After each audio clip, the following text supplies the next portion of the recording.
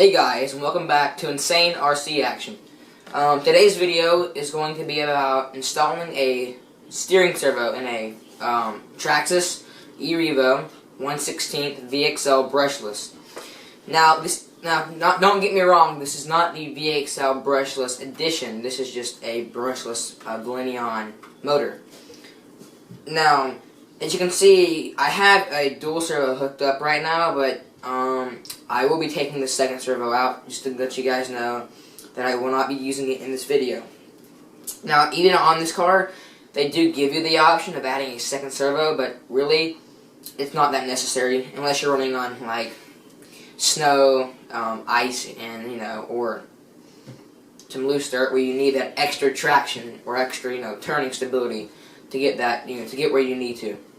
Now, so basically, the simple way to install it is to, of course, add your servo. Or if it strips out, it malfunctions, you can just, call Traxxas, and they'll give you one for free. Now, that's actually what happened to my servo. I actually had a malfunction, and it wasn't anything. There was nothing, physically wrong with the gearing in it. Okay. Even though it was plastic, it just not functioned. I called Traxxas up. And they said, yeah, we'll send you a brand new one. Just ask for my address. And basically, within a week and a half, about a week, they just sent me one.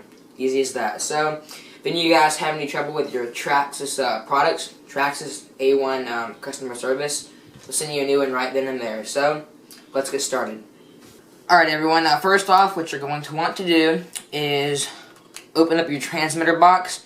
And you can't really see it in the camera right now, but there is another little case that pretty much protects and steals the wire inside, between the motor and the transmitter box, or receiver box, whatever you want to call it. So, let's go ahead and open this up so we can get to the circuit board and we can unplug the servo next. Alright everyone, so we've taken our wire protector off, and then also we've taken the receiver box head off. And now basically what you want to do is look at your wire configuration and find the wire. It's going to be one of these two in this specific Revo that leads to your steering servo. And in this one, it happens to be this first front one. So just go ahead and pull that out, because basically you want to detach the servo so that it has absolutely no power whatsoever while you have the car pretty much torn open. So then what you want to do next is kind of feed it on through the back out the receiver box, if you will. Let me get my needle nose pliers, because this wire seems to be stuck under the motor. So let's try to dig this out.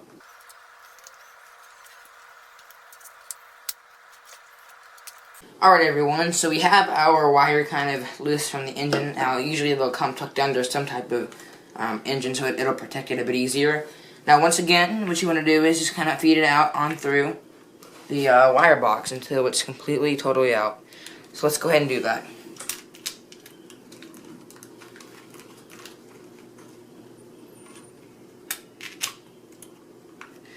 Alright, so our wire for the servo is completely out, and you don't have to worry about using any more of these wires in here. So for right now, we can go ahead and close the receiver box up and make sure everything's sealed up tight.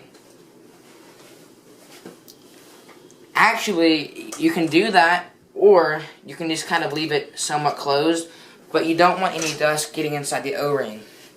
Because then, if you do have waterproof electronics, they will not seal correctly. So, just kind of, fit the O-ring back on. Try not to get it too dusty and dirty. Fit all the extension wires and all the other component wires that come from your ESC back underneath. Now you don't want to actually put the wire protector guard or the water seal wire protector back on just yet, but you do want to take your Allen wrench, your handy dandy Allen wrench tool, and basically just kind of lightly screw on the screw. So let's go ahead and do that.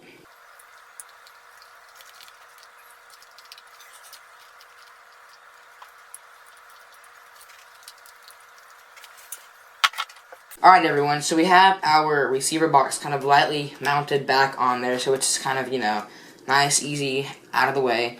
Now what you want to do is kind of put any other wires back where they kind of came from to kind of keep them out of the way, and so they don't kind of fall out when you turn over the car to replace well, basically take out the servo.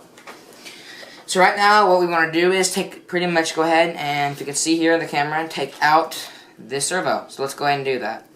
Alright, so we're gonna first take out one of these screws. Now you don't want to take out both of them completely. Just take out one about, I don't know, 3/4 of the way, and then presume to the other. So let's go ahead and do that.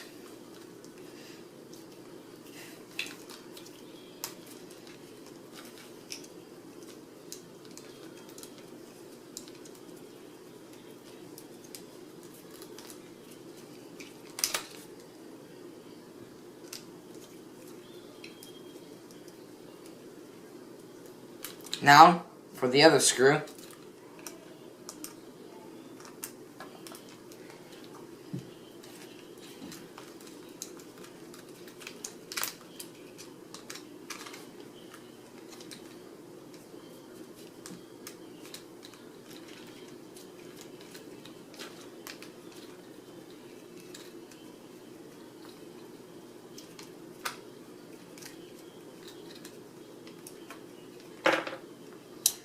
Alright, so now you can see the little protective casing for the bottom of the servo and the servo arm is totally out. Now just go ahead and set this aside and set it beside your connector because you don't want to lose it either.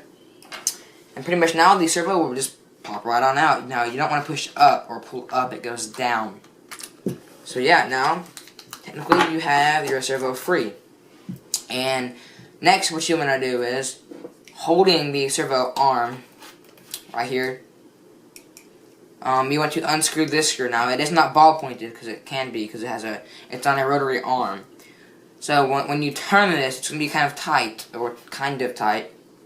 You want to hold the arm right here in between your fingers. Oops, in between your fingers, and then unscrew it. Now don't lose the screw to this or this arm, because technically you will need this for the next servo you're going to replace it with. So let's go ahead and do that. Alright everyone, now I do not know if you can see this or not, but we have taken out the screw and the servo rotating arm. And go ahead and set this aside, and do not lose any of these parts that we have taken off, because if you do not have a servo that comes with them to replace, to put on the new one that you're going to be replacing inside your car, you will have to order another one. So we have our old servo, broken, whatever, throw it away, trash it, keep it. I do not care what you do with it, so just go ahead and set that aside.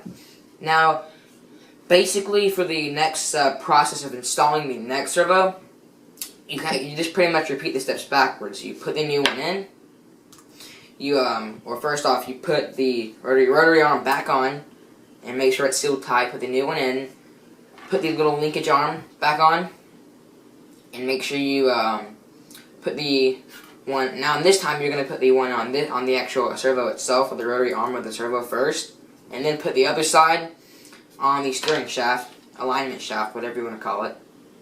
Then next, what you are going to do is put the guard back on, and then at that point your servo will be completely, in there and aligned. And then pretty much undo the receiver box, plug the servo back up, and pretty much in the same spot for this car, unless you're running a dual servo. Then it's a bit different, but not much. And then, seal it back on, seal the wire protector back on, and you're good to go.